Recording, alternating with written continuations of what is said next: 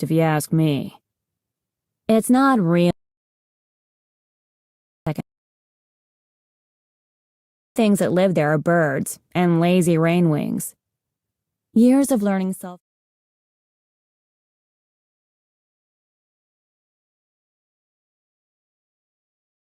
kept Glory from flinching. Rainwings, thrown around often enough by the guardians, under the mountain. Rain. Extra stab in the... If that were true, said the first voice, then Her Majesty would let us hunt in there. But she knows it's not safe. And you've heard the noises at night. Are you telling me it's the rainwings screaming like that? Screaming? Under Glory's wing, Sunny turned her head a little, as if she were trying to hear better. Not to mention the dead bodies, the first voice muttered. That's not some kind of rainforest monster, said the second guard, but there was a tilt in her tone that sounded unsure. That's the war. Some kind of guerrilla attacks to scare us. All the way down here? Why would the sea wings or the ice wings come all this way to kill one or two mud wings here and there? There are bigger battles going on everywhere else. Let's go a bit faster, said the second voice uneasily. They should really let us patrol in 3s or 4s instead of in pairs. Tell me about it. Tramp, squelch, tramp, squelch.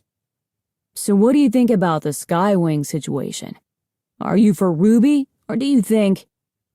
Glory strained her ears, but their voices faded into the mist as the two Mudwing soldiers splashed away. She badly wanted to know what the Skywing situation was. Maybe her friends wouldn't notice if she slipped away for a moment.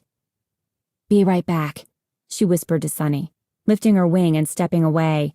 Sunny caught her tail, wide-eyed. Don't go, she whispered. It's not safe. You heard what they said. About rainforest monsters? Glory rolled her eyes. Can't say I'm terribly worried about that. I won't go far. She shook Sunny off and slipped after the soldiers, carefully stepping only on the dry patches so her claws wouldn't splash in the mud. It was weirdly quiet in the swamp, especially with the fog muffling most sounds. She tried to follow the distant rumble of voices and what she thought might be the sound of marching mudwing talons. But after a few moments, even those became impossible to hear. She stopped, listening. The trees dripped. Rain drizzled moodily through the branches. Small gurgles burbled out of the mud here and there, as if the swamp were hiccuping. And then a scream tore through the air. Glory's ruff flared in fear, and pale green stripes zigzagged through her scales. She fought back her terror, focusing her colors back to gray and brown. Glory! Sunny yelled, behind her somewhere. Shut up, Glory thought furiously. Don't draw attention. Don't let anything know we're here. The other dragonettes must have had the same thought and stopped her, because Sunny didn't call out again. Unless it was one of them who screamed. But it couldn't have been. The scream had come from somewhere up ahead. Glory checked her scales again to make sure she was well hidden and then sped up, hurrying through the trees toward the scream. The fog was so dense, she nearly missed the two dark lumps that looked like fallen logs. But her claws came down on something that was decidedly a dragon tail, and she leaped back. Two brown dragons were sprawled in the mud, surrounded by pools of blood that were already being washed away by the rain. Their throats had been ripped out so viciously that their heads were nearly severed from their bodies. Glory stared into the rolling gray fog, but nothing moved out there, except the rain. The Mudwing soldiers were dead, and there was no sign of what had killed them. Chapter 2. Remind me why we're walking toward the place with the monster and the screaming and the something that kills dragons? Clay asked. We could go somewhere else, Starflight said. Maybe to the Ice Wings? Ice Wings! Yes! Clay said. That sounds like a great plan. Let's do that. No mysterious dragon-killing things in the Ice Kingdom, right? What are those animals they have up there? Penguins? I bet I could beat a penguin or two in battle, couldn't I? How big are they? Maybe just one penguin.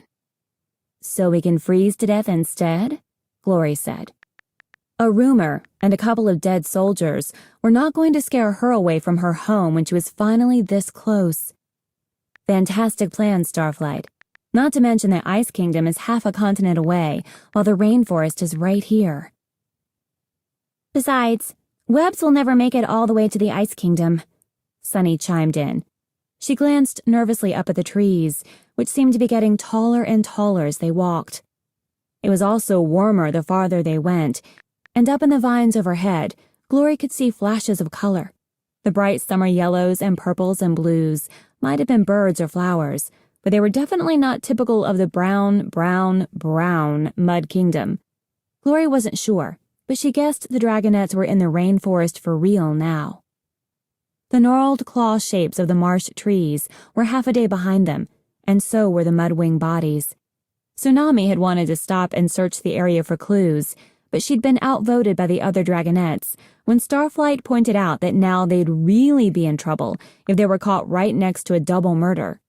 Not to mention whatever had killed the soldiers couldn't have gone far.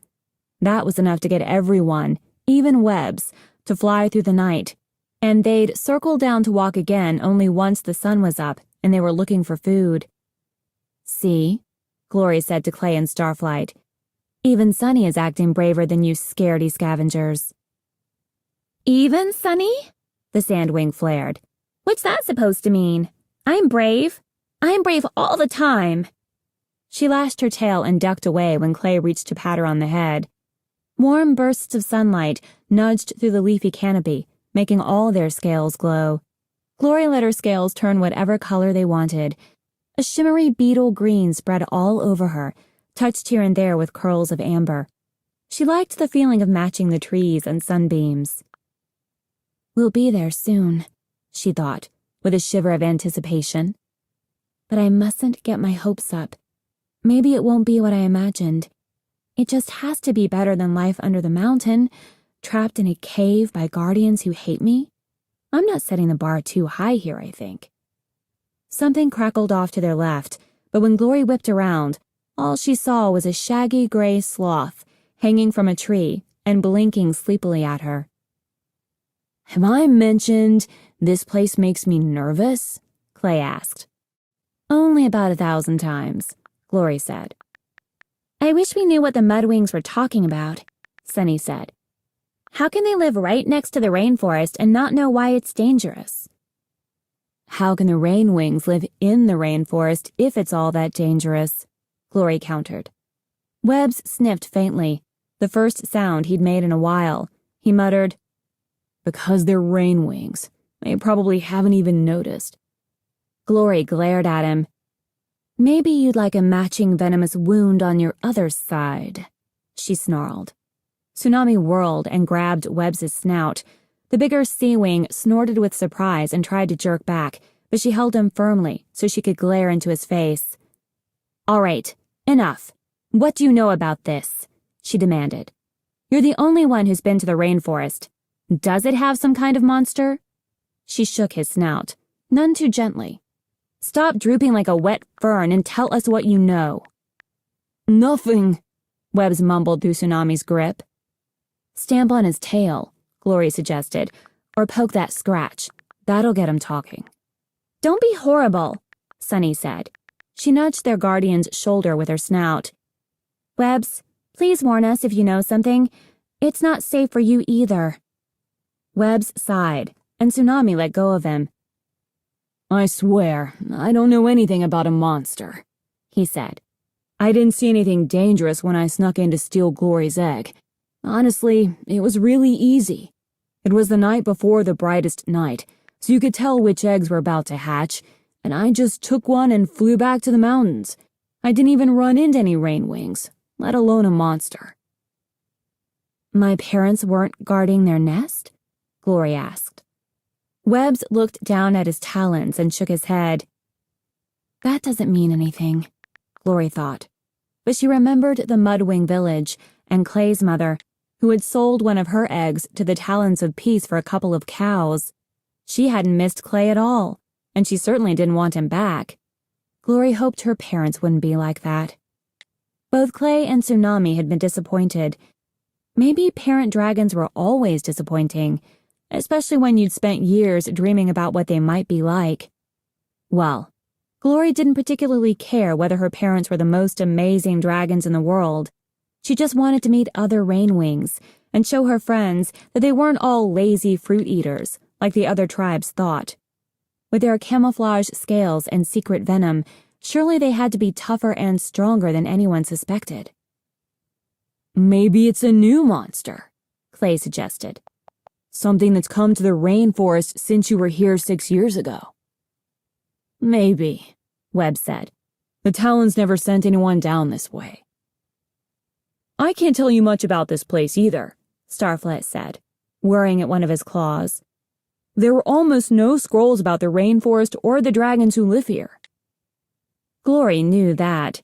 She'd memorized every reference she could find anywhere to the Rainwings, and all put together, they told her essentially nothing. There had been one scroll called Dangers of the Rainforest, so she knew a fair amount about quicksand, poisonous snakes, and deadly bugs, but even that one barely mentioned the Rainwings themselves, and certainly nothing about creatures big enough to massacre the Mudwing soldiers. Something chattered loudly in the branches overhead, and they all jumped. It was just a monkey, Glory said fiercely, clamping down on her nerves so her scales wouldn't change color. Or a toucan or something. Can we eat toucans? Clay asked hopefully. Only if we can catch them, Tsunami said. She flexed her wings and glanced up at the branches and vines overhead. Glory wasn't hungry anymore, now that the sun had finally come out. Each touch of sunlight felt as if it filled her up better than any cow. With a twinge of guilt, she remembered the Skywing Palace and the sculptured tree Queen Scarlet had set up to display Glory on, like a piece of treasure. There had been so much sun there, nothing like she'd ever had in her whole life under the mountain. Queen Scarlet would roll Glory into the sunlight and let her change colors however she wanted all day long. She didn't try to talk to her.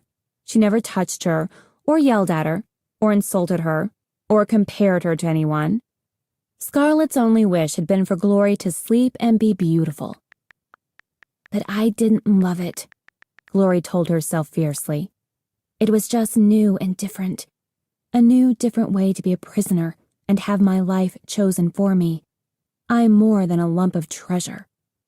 I guess Scarlet found that out the hard way. Caw! Caw! Tsunami leaped into battle pose, her teeth bared, with Clay a step behind her. The others stopped as she glared around, looking for the source of the noise. I'm telling you, Glory said. It's only toucans. There's nothing to be scared of. You're just jumpy. Now why would we be jumpy? Tsunami said. Oh, right. The dead bodies. At least I told you about them, Glory said, her ruff flaring. You saw a dead body of someone we knew on day 1 in the Kingdom of the Sea and decided not to tell us. Guys, Starflight said. That was different. That was Kestrel, Tsunami cried. I had to find a way to tell you properly. Super job you did there, Glory said. Guys, Starflight yelled. They stopped and looked back at him. He was turning in frantic circles, staring out at the trees. It took Glory a moment, but she realized what he was looking for right before he said, "Where's Sunny?" They all fell silent. Sunny had vanished into thin air. Chapter 3. Sunny!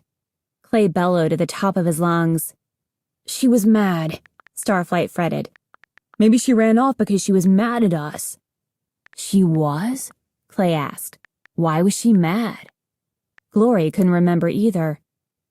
Run off into a strange rainforest on her own? Tsunami said. That's not like her.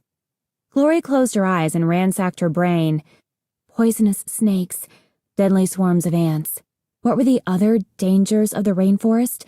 Quicksand? She opened her eyes and peered at the ground around them, but it was all plain dirt, tree debris, and tangled roots. Nothing looked like quicksand. Sunny! Sunny! Clay yelled again. Tsunami growled. We made it through the Sky Kingdom and the Kingdom of the Sea without losing anyone, and now we're 2 minutes into the rainforest and one of us is gone? She's not gone, Starflight said, his voice vibrating with panic. She can't be. She has to be here somewhere. I was looking at her only a few moments ago. Glory turned her gaze up to the trees. Another gray sloth hung from a nearby branch, yawning. It looked like perhaps the least threatening creature she'd ever seen. She frowned at it. "Webs, what do you think happened?" Tsunami demanded, following Glory's gaze. There was no response. They all turned around. Webs was gone too. "No way!" Clay said, flaring his wings. "He was just here. I saw his face when we realized Sunny was gone. Maybe 10 seconds ago. He couldn't have disappeared in 10 seconds. "But he did!" Starflight cried. "He did, and Sunny did, into thin air." "Ouch!" Tsunami said, clapping a talon to her neck. "Something just stung me." Clay jumped and clawed at his neck as well. Starflight's eyes went wide, and then he threw himself to the ground and rolled under the nearest low-hanging bush with his wings over his head. "What in the world are you—" Glory started, ducking to look at him. She heard a soft buzz as something whizzed by her ear, followed by a tiny thunk as it hit the tree behind her. She spun around and saw Clay literally disappear right in front of her. It was as if the forest reached out leafy arms, quietly wrapped him up, and bundled him away. One moment he was there, blinking dizzily, and then he was gone. A heartbeat later, so was Tsunami. Aha, Glory thought. She planted herself next to Starflight's hiding spot and flared her ruff. She could sense the waves of pale orange and dark red rippling across her scales, but she didn't try to hide them. She didn't care if her audience knew she was angry. "That's enough," she called. "Come out here right now."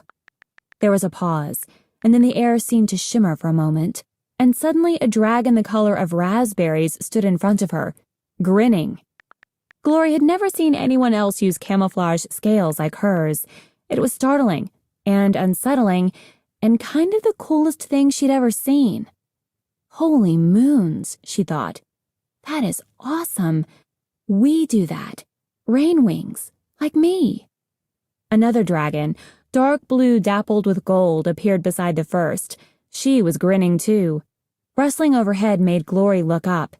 Suddenly, the trees were full of dragons. Rain wings curled around the trunks or hung from the branches by their tails. Several of them were colors she'd never even imagined. She saw deep shades of violet, iridescent peach, pale jade, and a yellow so bright it was like being stabbed in the eyes with the sun. We are beautiful. "Oh, look," said the raspberry dragon. "She's happy to see us." He beamed at her, and Glory realized that small bubbles of rose pink were rising up from her talons to her wings. "Poor little dragonette," murmured the dark blue rainwing. "Why are her scales so dull?" Glory blinked. "Is she talking about me?" "Shh, don't be rude," said the first rainwing. "Hello, tiny one. I'm John Boo, and this is Liana. What's your name, and why don't we know you already?" "Glory, and the easily terrified black one is Starflight," she said. She glanced behind her and saw Starflight peering out from under the bush. "Where are my friends?" The dark blue dragon, Liana, tilted one of her wings up at the trees. Amid the dragons clustered overhead were 4 hanging nets woven of vines. Sunny, Webs, Clay, and Tsunami were inside. They all had their eyes closed and hung limply like sacks of fish. "Are they okay?" Starflight cried. "Sleeping darts," said the raspberry dragon, producing a tiny blowgun from a pouch around his neck. "Let's just say we have some tree frogs around here you wouldn't want to lick. Your friends will wake up fine in a few hours." "It's easier to meet new dragons this way," said Liana. We've had a couple of grumpy brown ones stumble in here, and for some reason they start biting us before we can even say hello. This way we get to chat first, while they're still a bit groggy. Plus, it's more fun, said Jambu. Practicing dart shooting on ourselves isn't the same. They probably won't think it's so fun, Glory said. Especially the blue one. She can be a little cranky, just to warn you. So, are we your prisoners now? Starflight asked glumly. The dark blue dragon burst into gales of laughter, and amused noises swept through all the dragons in the trees. Rainwings don't take prisoners, funny little black dragon, Liana said, when she could speak again. Whatever would we do with them? Interrogate them for information? Glory suggested. Trade them for hostages or weaponry? Contain them to minimize any threats. The Rainwings blinked at her, as if she'd suddenly started speaking toucan. Just a few ideas, she said with a shrug. If we're not prisoners, Starflight said, then what are you going to do with us? Well, said the raspberry dragon, glancing up at the position of the sun over the canopy. Is anyone hungry? And then the trees began to scream. Chapter 4. Starflight nearly leaped out of his scales. Glory felt her talons dig into the leafy dirt as she tried not to bolt into the jungle. The screams faded, and she realized that all the Rainwings were staring at her quizzically. Are you all right? Jambu asked. Wow, that's a spooked color. You weren't freaked like that by us. We clearly need to work on our scariness. I'm not spooked, Glory said, gritting her teeth and regaining control of her scales. I am, Starflight stammered. What was that noise? Oh, Liana said. The screamer monkeys. She pointed up, and Glory spotted a pair of large brown monkeys lounging on a branch overhead. They started doing that a few years ago. It startled us at first, too, Jambu said sympathetically. They used to make these deeper grunty noises, but now it's all shrieking and gibbering like dragons being murdered. You get used to it. Do you? Glory asked. On the one talon, that explained what the mudwing patrols were hearing from the rainforest. On the other, it definitely did not explain the dead soldiers. And on the third talon, why would monkeys suddenly start making different noises than they had before? And on the fourth, why didn't the Rainwings think that was weird? Come on back to our village, Jambu said. We could knock you out for the flight there, if you want. You might be more comfortable. There are a lot of branches in the way. No, thank you, Starflight said. Absolutely not, Glory said at the same time. Jambu shrugged. All right, then follow us. He leaped gracefully into the air and spiraled up toward the treetops. The rest of the dragons did the same. It looked a bit like a rainbow exploding and spattering color all over the trees. Glory and Starflight followed them into the canopy, high above the forest floor, where they were surrounded by sunlit emerald green and the whirring whisper of tiny wings. Birds darted and hopped all around them, as brightly colored as the Rainwings. Whenever Glory paused for more than a moment, purple and gold butterflies landed on her talons or head. Perhaps they thought she was a flower. They stayed away from Starflight's darker scales. The Rainwings moved through the treetops with a weird grace, using their tails or spreading their wings to glide between the trees. It looked more like swimming in the air than flying. Glory wasn't sure she'd ever get the hang of it. But it made sense, since straight flying between the densely packed trees would be difficult for creatures the size of dragons. Starflight kept smacking into vines as he tried to keep up with them. Glory wondered if he was wishing he'd accepted the offer to be knocked out in a net like the others. She saw Sunny's net soar past them, handed smoothly from talon to talon, from Rainwing to Rainwing. With a quick glance to make sure no one was watching her, Glory tried wrapping her tail around a branch and swinging in a full circle, like the other Rainwings did. Almost there, Jambu said, landing beside her. His weight on the branch threw off her swing, and she ended up hanging upside down by her tail for an awkward moment. With a grin, he reached down and helped haul her back upright. Her back talons gripped the rough bark of the branch. It felt like ancient dragon scales under her claws. You really aren't from around here, he said.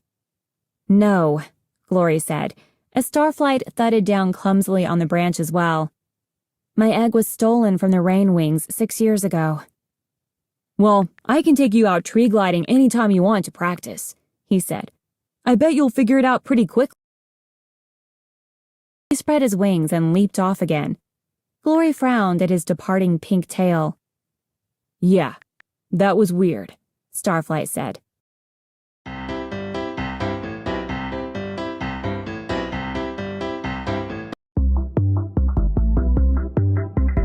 This is the greatest plan.